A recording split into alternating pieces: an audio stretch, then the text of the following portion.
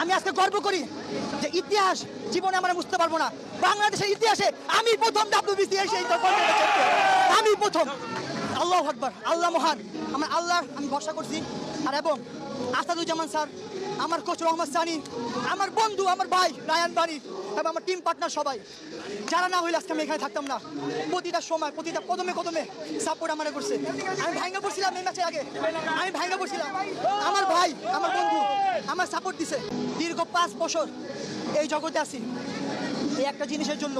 এটা আমার শুরু, কিন্তু শেষ না, আরো সামনে আসবে বাংলাদেশের জন্য। আমি আজকে